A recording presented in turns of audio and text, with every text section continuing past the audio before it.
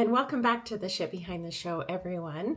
Before I get started, I would like to throw out some gratitude. Thank you to all of you who go along my journey with me so I can hopefully help you with yours.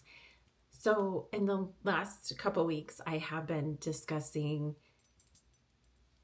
rewiring your thinking and breaking those old habits of overthinking and teaching you ways to pause before you react and reprogramming the way that we think and make decisions.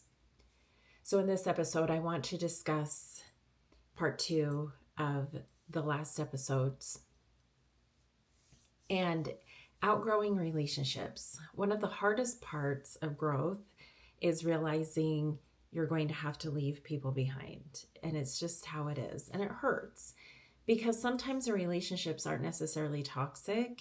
They're just not aligned with where we're going. And it can create a lot of chaos and drama, if you will, if people need to leave. The way I see it is if something is not meant to be in your life, the universe will create a way for it to exit, whether it be people, a situation, a thinking process, whatever it may be. And so let's break this down. As your identity changes, which is what we discussed in the last episode, your standards change, your mindset changes, your priorities change, and your emotional capacity changes. And honestly, my capacity for bullshit has changed a lot since I have created a new identity and been working on this. So some examples may be conversations that now feel draining that used to be fulfilling. The environment feels limiting. Constant negativity feels heavy. I get that a lot. If I am having a conversation with someone and I feel like everything is just doom and gloom, Debbie Downer, it is really difficult for me, especially when I'm trying to be a high vibrational human being and everything is like, wah, wah, doom and gloom. And you're like, please stop, because I can't with this. It doesn't make you arrogant either. It means you're evolving, and that is pretty cool. A lot of people want success until success requires visibility and the spotlight's on you. Not literally, figuratively, but sometimes. Visibility exposes identity issues really fast. And because visibility exposes identity fast, you can't become a leader while still identifying as being incapable, invisible, not enough, or undeserving. Eventually, you have to become the person who believes, I belong in the room and I'm going to shine. I joke around all the time saying that I love attention. Okay, I do. But I don't mind having the spotlight on me. Do I walk into a room and I'm like, oh, everybody look at me? Not necessarily. But I don't mind getting attention, especially when it comes to the gifts and the talents that I have. I recognize them, I'm proud of myself, and I don't mind sharing that with others and letting them know that, hey, I am capable and I am willing. Leadership requires confidence under pressure, emotional regulation, consistency, and self-trust. Visibility. And visibility triggers fear because people can now judge you, they criticize you, and they misunderstand you. And a lot of the reason why they misunderstand you is just because they can't relate. We're all different humans. Not everyone wants to be in the spotlight, and not everyone is meant to be a leader. You could be, though. Remember that if you want to be.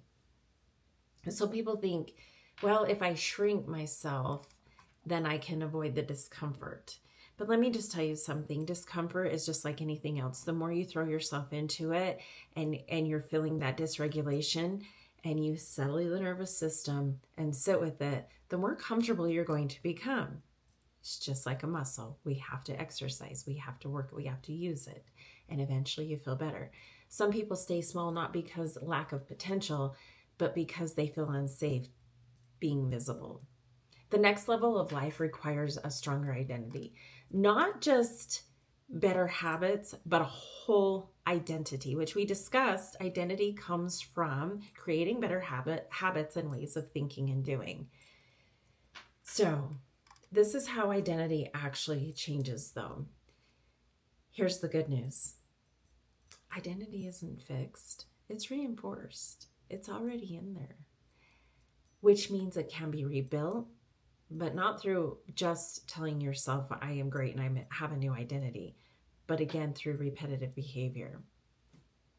Every time you keep a boundary, you speak up, you follow through, you choose discipline, you choose yourself, you show up consistently and stop abandoning yourself, you collect evidence within. And that evidence will eventually become your identity and reshape who you are. You become a new version of yourself by repeatedly acting like you are the new version of yourself and fully embrace it and become. And that's pretty beautiful. You don't wait until you feel confident to become disciplined. You become disciplined to become confident and feel confident. You feel uncomfortable while changing. And that doesn't mean you're failing. It means your identity is shifting, which is really good. Again, that discomfort within, that dysregulation of the nervous system. And identity shifts, they're normal because part of growth is grieving the old version of yourself that you're leaving behind. You cannot create a new life while clinging onto an old identity, of course. So this week, I would like you to ask yourself, what do I want? Who do I want to become in order to create the life that I want? And that question, I feel like, can change everything. Write it down again, like I always say, journal, journal, journal, journal. And no, I am not the best at this. Don't come at me. I'm just saying.